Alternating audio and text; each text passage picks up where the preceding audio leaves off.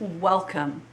We discovered last week that we were born into a story that's already been playing out, a story that we have a crucial role in. But if there's a story, then there's got to be a storyteller. And today we want to learn more about who is this storyteller. But before we do that, I want to see and ask if you guys remember last week the video clip of the Star Trek skit. And number one, he didn't know who wrote it and he didn't know his part.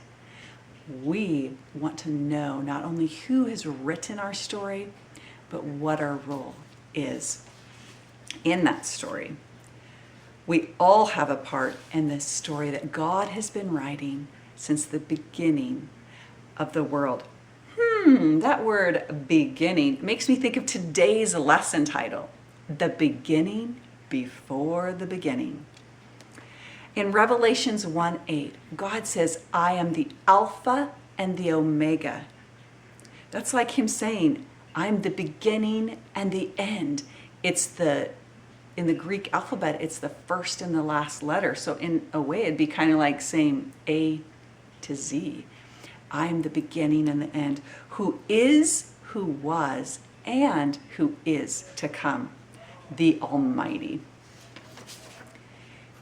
The most interesting thing that I think you might find is that God is not just one, he is three.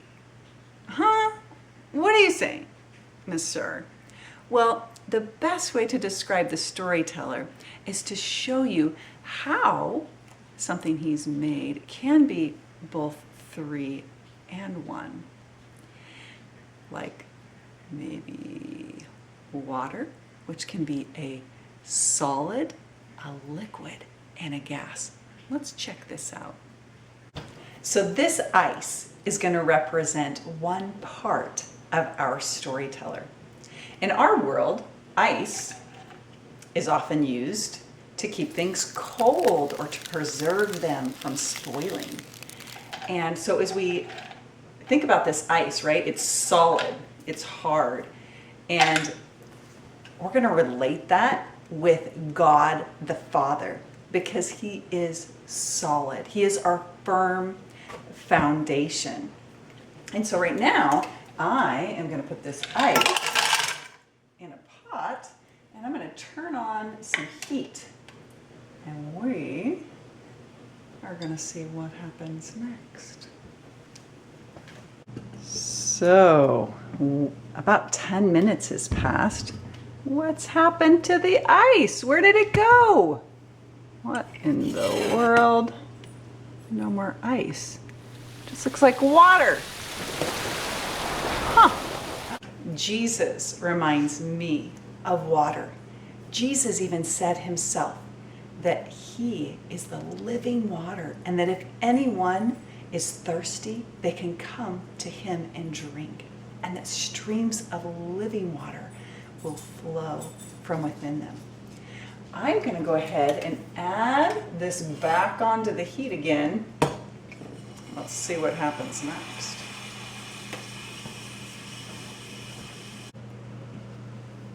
I don't know if you can see this, but something's going on here. That water is evaporating. It's going into the air. So we went from ice to water to now it's evaporating into the air. Something new is happening. It's changing again and producing steam. Steam goes into the air all around us. This steam makes me think of the Holy Spirit because the Holy Spirit, even in the Bible, is often referred to as breath or wind. And so I want to ask you guys a question. Have you ever gone outside on a really cold day and you blow your breath and it makes this cloud because the warm air vapors are hitting the cold air and it makes a little cloud? Oh, another cloud example. Do you remember when the Holy Spirit, when the Israelites were in the desert and the Holy Spirit would come and cover the tent, their tabernacle, their kind of church with God's presence, and it would be a cloud of his Spirit? Interesting. So the reason I wanted to show you this example was to help you understand a really difficult concept called the Trinity. God is one God, but he exists in three persons or in three distinct roles.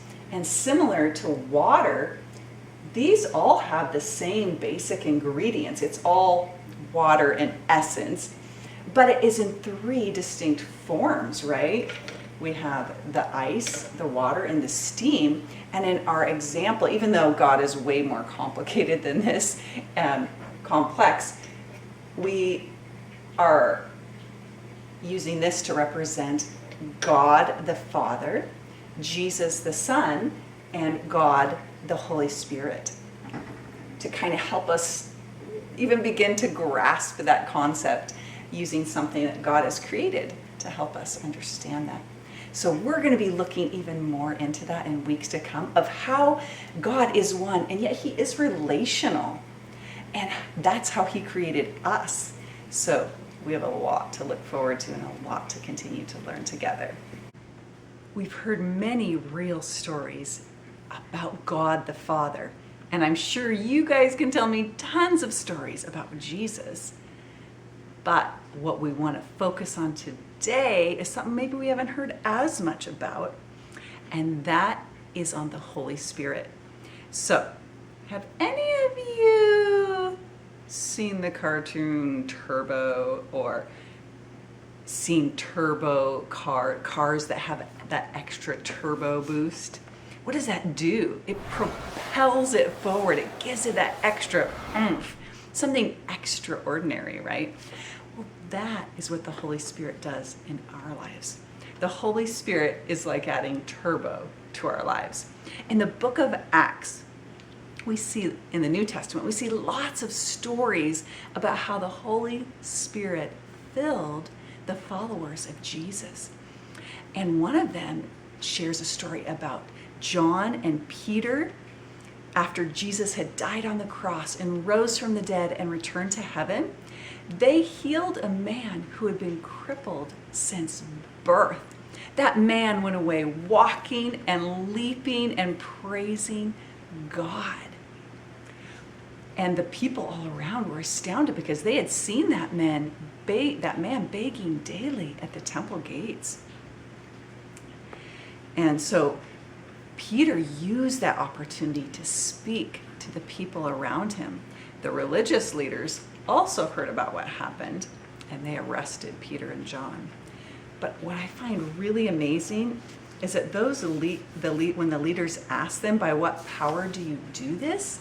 The Bible tells us that Peter and John were filled with the Spirit and spoke boldly and with authority. It was so extraordinary that these leaders were like, whoa, what? Wait a minute, you haven't been to school. You're not a learned person, with all this education. How could you have such a knowledgeable response? But these men had been with Jesus, and these men were, yes, ordinary men, but they were filled with the extraordinary power of the Holy Spirit, which gave them ability beyond their own ability, that turbo boost, right? So the Holy Spirit gives us power and abilities that are beyond our ordinary or natural abilities. He empowers us to do things that we couldn't do on our own. And not only that, he often gives it to us just when we need it. We can be filled with the Spirit all the time because he lives in us, right? God lives in us when we accept him into our hearts. But there are tons of stories in Acts as well of people that did amazing things by the power of the Holy Spirit. Stephen, Philip, Saul, that later became Paul, and all the believers. I have a really interesting story that maybe you haven't thought of before in the Old Testament, Exodus 31, 2 through 4. See, I have chosen Bezalel, son of Uri, the son of Hur, of the tribe of Judah, and I have filled him with the Spirit of God, with skill, ability, and knowledge in all kinds of crafts, to make artistic designs for work in gold, silver, and bronze. And specifically, God blessed him with that ability to work on the temple. Before this, I'm not thinking he had all those amazing abilities. He was probably just an ordinary man, maybe a shepherd or a bricklayer, or maybe he worked in the temple. And suddenly he was this incredible artist who could make beautiful designs. God just blessed him with that ability. I wonder if that would kind of be like, I don't know, if you like making sandcastles, but it's more like just fill a bucket, dump it over. But then suddenly you could make these incredible sand sculptures. That would be incredible. So I'm wondering, how do you think allowing the Holy Spirit to have his way more and more in us and filling us might affect our lives? Do you think you're old enough to be filled with the Spirit of God? If you belong to him, you sure are. But we're going to be learning more and more about that. Like by the end of this time, one of the lessons specifically focuses on how young people like you guys have done amazing things because of God moving in their hearts by the power of the Holy Spirit. Thanks for joining us today.